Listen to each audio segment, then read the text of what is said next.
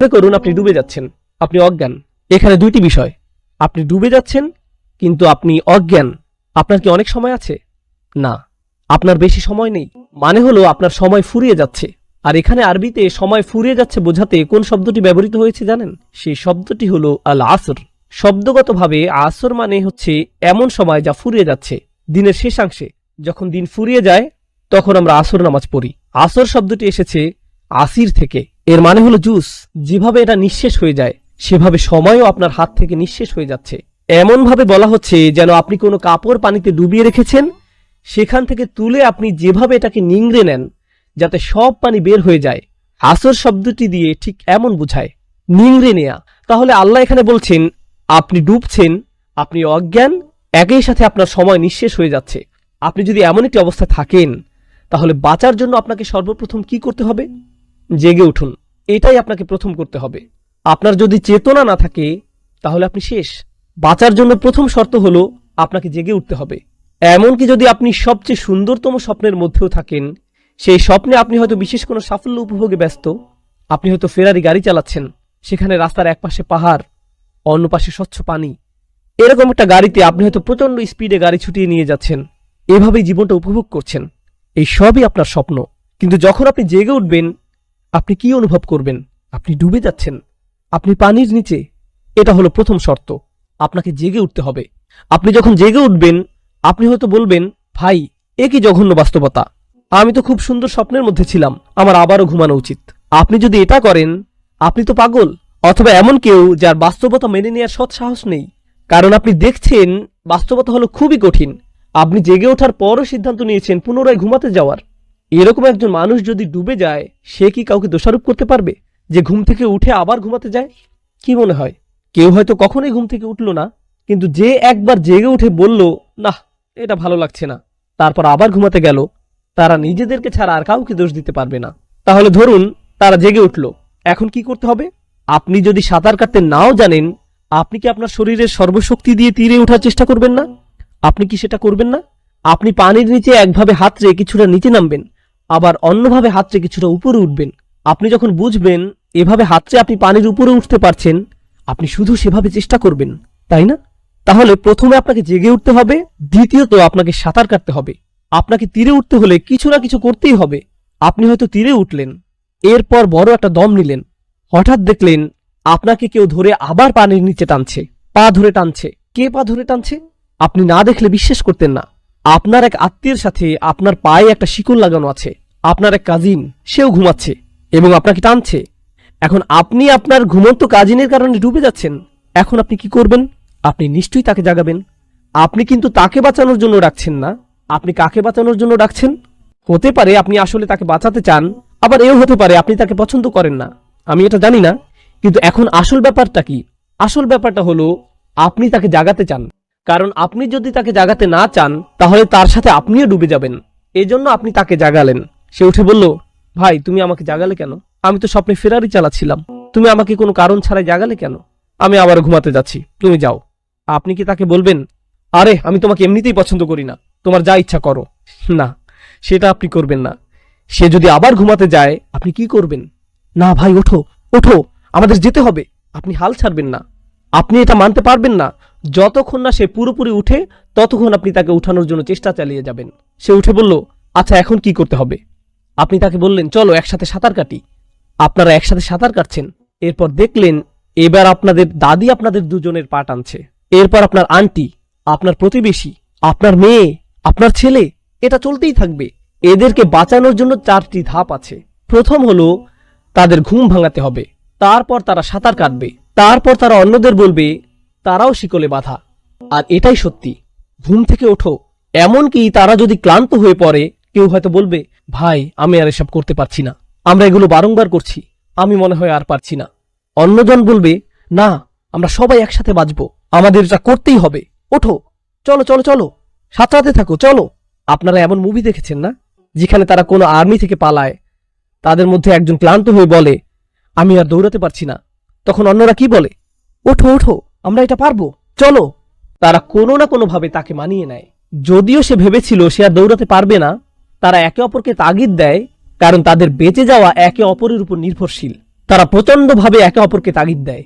আল্লাহ এই সূরার শেষে কি বলছেন? প্রথমে বলছেন ওয়াল আসর, সময় শেষ হয়ে যাচ্ছে। তারপর তিনি বলছেন ইন্নাল ইনসানা লাফি খুসর, মানবজাতি ক্ষতির মধ্যে ডুবে আছে। এ দুটোর মিল বুঝতে পারছেন? মানুষ ক্ষতির মধ্যে ডুবে আছে, ব্যতিক্রম কি? ইল্লাল্লাযীনা আমানু, যারা বিশ্বাস করেছে। কি বিশ্বাস করেছে? আল্লাহ বলেননি আমানু বিল্লাহি ওয়া মালাইকাতিহি ওয়া কুতুবিহি ওয়া রুসুলিহি ওয়াল ইয়াউমিল আখিরি ওয়াল কদরি খাইরিহি ওয়া শাররিহি মিনাল্লাহি তাআলা ওয়াল বা'থি বা'দাল মাউত। এসব কিছুই না, তিনি এসবের কিছুই বলেননি। যদিও এই সবই এর অন্তর্ভুক্ত, এই সূরার প্রেক্ষাপট অনুযায়ী এই লোকদের সর্বপ্রথম কি বিশ্বাস করতে হবে? এটাই যে তারা ক্ষতির মধ্যে আছে, তারা ডুবে যাচ্ছে। আর তারা যদি এটা বিশ্বাস করে, তাদের ঈমানকে সংশোধন করে, তাহলে এরপর কি ঘটবে? তারা সাঁতার কাটবে, তারা উপরের দিকে উঠবে। আল্লাহ এই কাজটিকে কিভাবে বর্ণনা করেছেন? ওয়া আমিলুস সলিহাত, তারা ভালো কাজ করবে, তারা এমন কিছু করে যাতে এর সমাধান হয়। বলে রাখি, এখানে সলিহ শব্দটি বিশেষণ। সলিহাত যার শাব্দিক অর্থ হলো এমন কিছু যা কোনো কিছুর সংশোধন করে। কোনো কিছু ভুল ছিল, এটা সংশোধন করলো। অতএব তারা এমন কিছু করে যাতে পরিস্থিতি স্বাভাবিক হয়, যেন তারা সাঁতার কাটতে শুরু করলো। কিন্তু যেহেতু তারা অন্যদের সাথে যুক্ত, তাদের কি করতে হবে? ওয়াতাওয়াসাউ বিল হক, তাদের অন্যদেরকেও সত্যের ব্যাপারে বলতে হবে। তারা এই সত্য সম্পর্কে জানলো। এটা কিন্তু খবরু আনিল হক নয়, তারা এই সত্য সম্পর্কে জানলো না। না না না, তাদেরকে অন্যদেরকে জাগাতে হবে। ওঠো ওঠো, সামনে চলো। বারংবার বারংবার তাওয়াসাউ, বারংবার তাওয়াসাউ শব্দ দিয়ে বারংবার বোঝাচ্ছে। বারংবার তারা বলে এটাই সত্য, এটাই সত্য, এটাই সত্য। কেন এমন করে? আপনি যাদেরকে বাঁচাতে চাচ্ছেন, আপনি যদি তাদেরকে 20 বা 30 মিনিটের জন্য জাগান বা খুতবার সময়ে, বলুন তো খুতবার শেষে কি হবে? তারা আবার ঘুমিয়ে পড়বে, তারা আবার ডুবতে থাকবে। তাহলে আপনাকে কি করতে হবে? আপনাকে আবার তার কাছে যেতে হবে এবং জাগাতে হবে। তারপর তারা আবার ঘুমিয়ে পড়বে, আপনাকে আবারও তাকে জাগাতে হবে। এটাই হলো তাওয়াসাউ বিল হক। আর এটা করতে গিয়ে আপনিও ক্লান্ত হয়ে পড়তে পারেন, আপনি ধৈর্য হারাতে পারেন। এই জন্য আল্লাহ এটাও যোগ করেছেন ওয়াতাওয়াসাউ বিস সবর, আপনাকে চালিয়ে যেতে হবে। সবর মানে হলো ধারাবাহিকতা, অধ্যবসায়, অনবরত করা, ধৈর্য ধরা। আপনাকে লেগে থাকতে হবে, আপনাকে চালিয়ে যেতে হবে, কারণ আপনার বেঁচে থাকা এর উপর নির্ভর করছে। দিন শেষে আপনি যদি এর সবগুলোই করেন, কিন্তু আপনার যদি ধৈর্য না থাকে এবং আপনি হাল ছেড়ে দেন, তাহলে কিন্তু আপনিও ডুবে যাবেন। তাহলে যদি ঈমান থাকে, আপনার যদি ভালো কাজ থাকে, আপনি মানুষদেরকে সত্য সম্পর্কে জানান, কিন্তু আপনার সবর নেই, তারপরেও আপনি ডুবে যাবেন। বাঁচার জন্য কয়টি শর্ত আপনাকে পূরণ করতে হবে? 4টি শর্তের সবগুলোই, 4টির সবগুলোই আপনাকে পূরণ করতে হবে। এগুলো গুরুত্ববহ, এগুলো প্রয়োজনীয়, তাই এগুলোর মধ্যে ওয়াও যুক্ত রয়েছে। এগুলোর মধ্যকার যৌক্তিক মিলটা বুঝতে পারছেন? ঈমান, আমিলুস সলিহাত, ওয়াতাওয়াসাউ বিল হক, ওয়াতাওয়াসাউ বিস সবর। এই পর্যন্ত অসাধারণভাবে এই সূরার বর্ণনা করা হয়েছে। এটাই হলো সূরা আসরের সার কথা। আল্লাহ তাআলা আমাদের নিজেদের বাঁচার কথা বলছেন, সত্যিকারই জাহান্নাম থেকে আমাদের নিজেদের বাঁচার উপায় বলছেন, ভয়াবহ ক্ষতি থেকে আমাদের বাঁচার উপায়, এই দুনিয়াতে এবং পরবর্তী আখিরাতে। কিন্তু জেনে রাখুন, এই সূরাটি হলো এই দুনিয়া নিয়ে, মূলত এটি হলো এই দুনিয়া সম্পর্কে। আমরা এটা কিভাবে জানলাম? আল্লাহ তাআলা ওয়াল আসর শব্দটি ব্যবহার করেছেন। সময় ফুরিয়ে যাচ্ছে। কোথায় সময় শেষ হয়ে যায়? দুনিয়াতে নাকি আখিরাতে? এই দুনিয়াতে সময় শেষ হয়ে যায়, পরকালে কখনো সময় শেষ হবে না। ফি জান্নাতিন আও ফিন নারি আবাদা, হয় আপনি বাগানে প্রবেশ করবেন, না হয় আপনি অনন্তকালের জন্য আগুনে প্রবেশ করবেন। আল্লাহুম্মা লা তাজআলনা মিন আসহাবিন নার, আল্লাহ আমাদেরকে আগুনের অধিবাসী না করুন। শেষ কথা বলবো ইনশাআল্লাহ, এরপর আমি শেষ করব বিইজনিল্লাহ।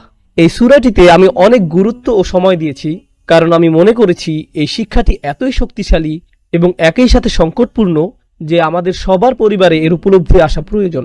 অল্লাহি, এটা খুবই দুঃখজনক ঘটনা যে আমরা সবাই এই সূরাটি জানি, আবার উল্টো দিকে দেখুন, আপনার হয়তো মুভি দেখতে দেরি হয়ে যাচ্ছে, আর যদি তখন নামাজের সময় হয় বা আপনি হয়তো বাস্কেটবল খেলতে যাবেন, আপনি তাড়াতাড়ি নামাজটা শেষ করতে চান, আপনি তখন কি করেন?